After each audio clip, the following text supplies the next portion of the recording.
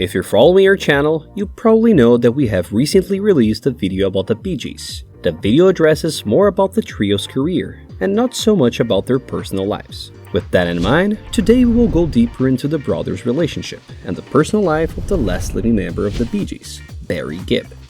Barry, Robin and Maurice Gibb began making music together as children, performing on Australian TV when Barry was 14 and his twin brothers were just 10. They eventually became a successful pop group in the late 1960s with hits like To Love Somebody, Massachusetts, and Words. Unfortunately, an internal turmoil led to the split in 1969. As detailed in the documentary The Bee Gees, How Can You Mend the Broken Heart, the trio got back together the following year, but struggled to find an audience throughout the first half of the decade. In 1975, the Bee Gees found a new home in Miami and a place in disco music. Consequently, their career resurgence culminated in their soundtrack album for the movie Saturday Night Fever from 1977. The album is the 20th bestseller of all time, according to the Business Insider website, and took the group to absolute stardom. Although the brothers continued making hits in the 80s, the rapid decline of disco music and the individual interest of each made the Bee Gees moment end.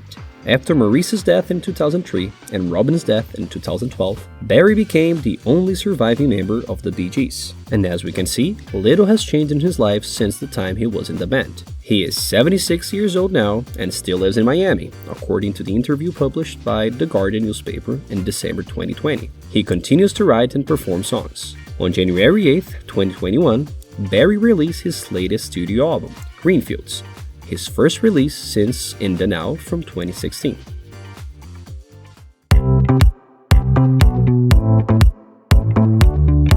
Barry Gibb and Linda Gray's marriage is rare, considering they have been married for 52 years. From now on, let's draw a timeline of this relationship. In 1966, the Bee Gees got their first hit on the charts with the single Spicks and Specks, and Barry married his first wife, Maureen Bates, when he was just 19 years old. They lived together for a brief time and divorced in July 1970. Barry met his future wife, Linda Gray, on the set of British show Top of the Pops in 1967. The singer told the Sun newspaper that there was a connection with the former Miss Edinburgh when he first laid his eyes on her. She was host for 1 week, the week Massachusetts was #1, and she never heard of it. We just saw each other across the room, and something happened, he said.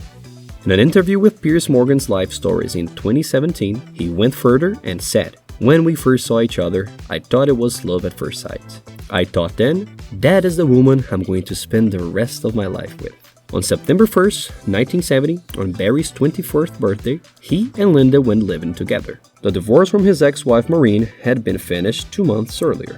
In 1973, 3 years after they got married, Barry and Linda welcomed their first child on December 1st, Stephen Thaddeus Crompton Gibb. He was born in London but later raised in Miami, United States. At the age of 3, he followed in his father's musical footsteps and started playing the piano. But when he was a teenager, he decided to play the guitar. Stephen has been in several hard rock and metal bands throughout his musical career, including Black Label Society and Crowbar. Barry and Linda's second child, Ashley Robert Crompton Gibb, was born on September 8, 1977.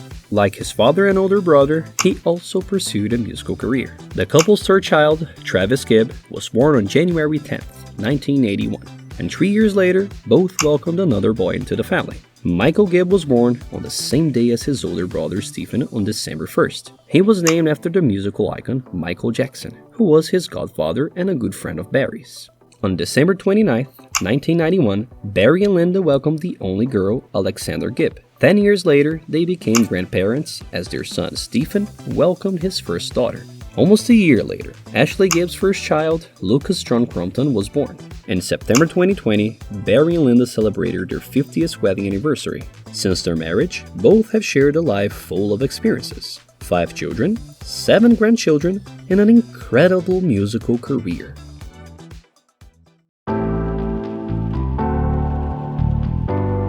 Despite a beautiful family and an incredible musical career, not everything was perfect in Barry Gibb's life. He had health problems that took away his peace. In 2018, Barry received a title from Prince Charles for his services to music and charity.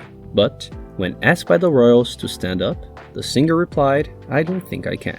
Although Barry didn't comment further on the event, the obvious display of difficulty may have been caused by his long-standing battle with arthritis.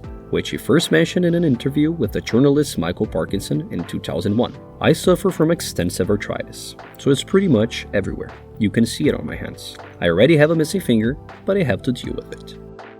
The singer explained that doctors blame the onset of the condition to many exhausting exertions, as well as playing tennis a lot, which he started playing at the age of 33. Barry also explained that his lower back pain started in 1989 during the One for All tour. He said that the pain was so excruciating that he had a back surgery, but added that the procedure made his arthritis worse. With this tragedy behind him and his pain now more bearable, Barry continued to do more work in and out of the Bee Gees.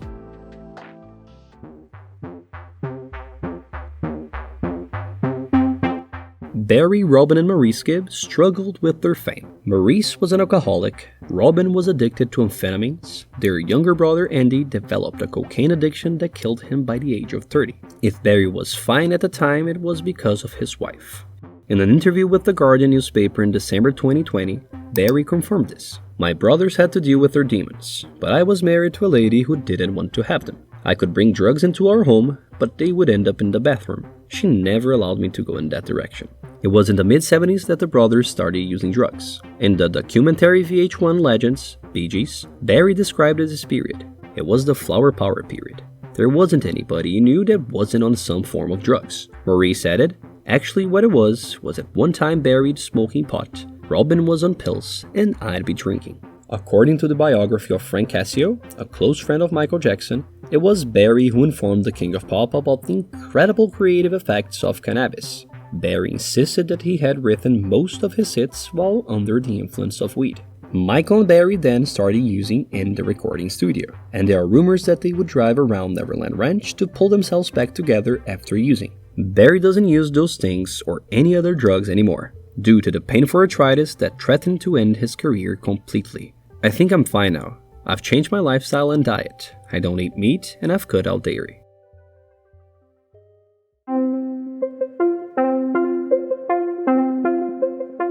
A year after Robin's death, Barry was about to go on a solo tour. However, he was still clearly haunted by his brother's death, wondering why Robin refused to tell him he was sick, and distressed that they weren't on good terms when he died. It was the same with Maurice. They weren't really talking when he died, suddenly during an operation in 2003. And with Andy in their last conversation, Barry had been too hard on his brother, hoping to get him to come to his senses regarding his addictions, but a few days later he died.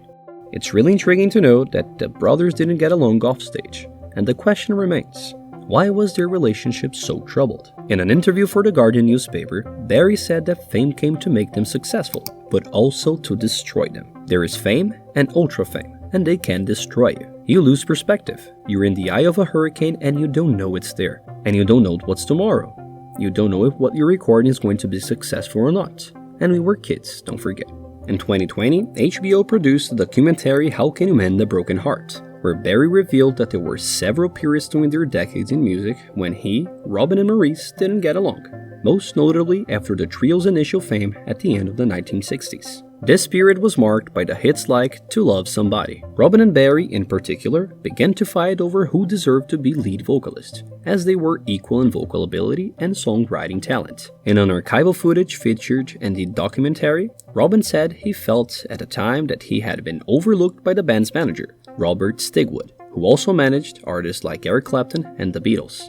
After the release of the album Cucumber Castle in 1970, Robin began to pursue a solo career, and his brothers began performing without him. From there until his return, Robin and Barry gossip and complain about each other's behavior to the press. Maurice Gibb said that during this time, he was caught between his brothers. Each would call him and ask him to call the other to pass on a message. And that was the case for 18 months. Despite the fights, the brothers ended up getting back in 1975, entered the most successful phase of their career with the release of Main Course. Based on soul and funk influences, the Gibb brothers would eventually create their own version of the emerging disco sound. Unfortunately, the relationship between Barry and Robin got worse after the death of Maurice, considered an intermediary between the two, as mentioned earlier.